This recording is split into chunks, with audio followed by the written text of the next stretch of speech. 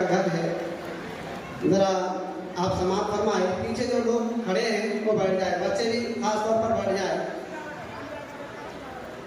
अस्सलाम वालेकुम रहमतुल्लाहि व बरकातुहू। मैं आप सबके सामने नज़्म पेश करना चाहती हूँ। जिंदगी एक किराए का घर है, एक न एक दिन बदलना पड़ेगा। ये